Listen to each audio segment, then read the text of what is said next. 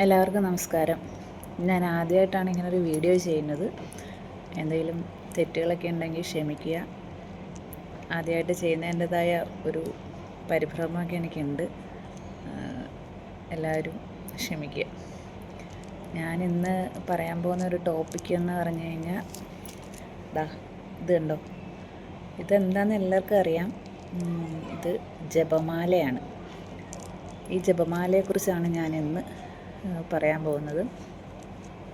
ഇത് ജപിക്കുന്ന രീതിയെക്കുറിച്ചാണ് പറയാൻ ഞാൻ ഉദ്ദേശിക്കുന്നത്. മിക്കവാറും മാസങ്ങളിൽ ഞാൻ ഗുരുവായൂർ അമ്പലത്തിൽ പോകാറുള്ള ഒരാളാണ്. അവിടെ പല ആൾക്കാരും ഈ ജപമാല വെച്ച് ജപിക്കുന്നത് ഞാൻ കണ്ടിട്ടുണ്ട്.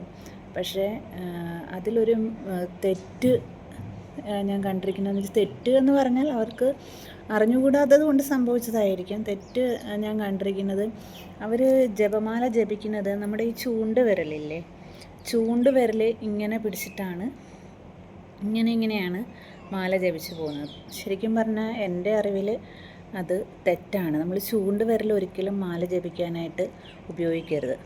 നമ്മുടെ ഈ മൂന്നാമത്തെ വിരലുണ്ടല്ലോ, ആ വിരലാണ് നമ്മൾ ജപമാലയ്ക്ക് വേണ്ടിയിട്ട് ജപിക്കാനായിട്ട് ഉപയോഗിക്കേണ്ടത്. അതായത് തള്ളവിരലും ഈ മൂന്നാമത്തെ വിരലും നടുവിരലിൻ്റെ ഇടയിലായിട്ട് മാല വെച്ചിട്ട് വേണം നമ്മളിങ്ങനെ ജപിക്കാനായിട്ട്. ഞാനിപ്പോൾ ഈ ജപമാലയിൽ ജപിക്കുന്നത് ഹരേ കൃഷ്ണ മഹാമന്ത്രമാണ്. അതായത് ഈ ആദ്യത്തേത് മുത്ത് കണ്ടോ, ആ മുത്ത് നമ്മൾ കൗണ്ട് ചെയ്യൂല. ബാക്കി 108 മുത്തുകളുണ്ട്. ഇതോടെ കൂട്ടിയിട്ട് 109 എണ്ണമാണ്. ഇതിൽ പഞ്ചതത്വ മന്ത്രമാണ് ജപിക്കുന്നത്. അതായത് ആദ്യത്തെ മുത്തിൽ അതെന്താണെന്ന് വെച്ചാൽ, ജയ ശ്രീകൃഷ്ണ ചൈതന്യ പ്രഭു നിത്യാനന്ദ ശ്രീ അദ്വൈത ഗദാധര ശ്രീവാസാദി ഗൗരഭക്തവൃന്ദ എന്നാണ് ആ മുത്തിൽ ജപിക്കുന്നത്. പിന്നെ സ്റ്റാർട്ട് ചെയ്യുന്ന മുത്തിൽ ഞാൻ ജപിക്കുന്നത് ഹരേ കൃഷ്ണ മഹാമന്ത്രമാണ്. അതായത് ഹരേ കൃഷ്ണ കൃഷ്ണ കൃഷ്ണ ഹരേ ഹരേ, ഹരേ രാമ രാമ രാമ ഹരേ ഹരേ. അങ്ങനെ ഓരോ മുത്തിലും അങ്ങനെ ജപിച്ച് ലാസ്റ്റ് നമ്മൾ ഈ ഒരു മുത്തിൽ വരും.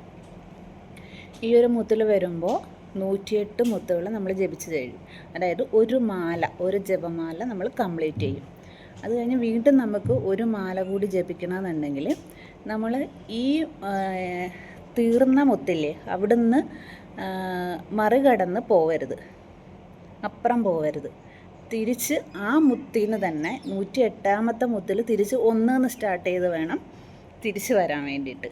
ഇത് ഞാൻ പറയുന്നത് അറിയാൻ വയ്യാത്തവർക്ക് വേണ്ടിയിട്ടാണ് കേട്ടോ. ഇത് ജപമാല ഇപ്പോൾ എല്ലാവരും ജപിക്കുന്നുണ്ട്, ഒരുപാട് പേർക്ക് അറിയാവുന്നതാണ്. എന്നാലും അറിയാൻ പാടില്ലാത്തവർക്ക് വേണ്ടിയിട്ട് ഞാൻ പറയുകയാണ്. അതുകൊണ്ട് എല്ലാവരും ജപമാലയിൽ ജപിക്കുമ്പോൾ അതൊന്ന് ശ്രദ്ധിക്കണം. ഇതുവരെയും മാല ജപിച്ചിട്ടില്ലാത്തവർ ഒരു മാല വാങ്ങിച്ച്, വേപ്പിൻ്റെ മാലയായിരിക്കും നല്ലത്. വേപ്പിൻ്റെ മുത്തിൻ്റെ മാല വാങ്ങിച്ചിട്ട് ഏതെങ്കിലും ഒരു നിങ്ങളുടെ ഇഷ്ടദേവൻ്റെ ഒരു മന്ത്രം ഒരു 108 തവണ സമയം പോലെ, ഒരു ഹരേ കൃഷ്ണ മഹാമന്ത്രം ആണെങ്കിൽ ഒരു 10 മിനിറ്റ് മതി ഒരു മാല ജപിക്കാനായിട്ട്. പിന്നെ ഓം നമഃ ശിവായോ ഏതായാലും ഏത് മന്ത്രമാണെങ്കിലും എല്ലാവരും ഒന്ന് ജപിക്കാൻ ശ്രദ്ധിക്കണം കേട്ടോ. ഏത് ദേവീദേവന്മാരുടെ മന്ത്രമാണെങ്കിലും നമുക്ക് ജപിക്കാം. നമ്മുടെ വീട്ടിൽ കൊച്ചുമക്കളുണ്ടെങ്കിൽ അവർക്ക് ഇതേപോലെ ഒരു ജപമാല വാങ്ങിച്ചു കൊടുത്തിട്ട് ഒരു 10 മിനിറ്റെങ്കിലും വിളക്ക് കത്തിച്ച് വൈകുന്നേരത്ത് അവരെ ഒന്ന് വിളിച്ചിരുത്തി ഏതെങ്കിലും ഒരു ദേവിയുടെയോ ദേവൻ്റെയോ മന്ത്രം ജപം ചെയ്യാനായിട്ട് നിങ്ങളവരെ പഠിപ്പിക്കണം കേട്ടോ. നമുക്ക് ഒരു ദിവസത്തിൽ ഭഗവാൻ 24 മണിക്കൂർ തന്നിട്ടുണ്ട്. അതിൽ ഭഗവാന് വേണ്ടിയിട്ട് ഒരു 10 മിനിറ്റ് നമുക്ക് മാറ്റി വെച്ചൂടെ?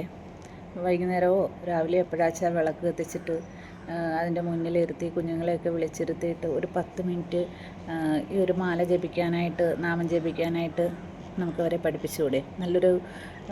ഒരു പുതിയ ജനറേഷൻ, നല്ലൊരു തലമുറയെ അവരും കുറച്ച് ഭക്തിയും കൂടെയൊക്കെ പഠിച്ച് വളരട്ടെ.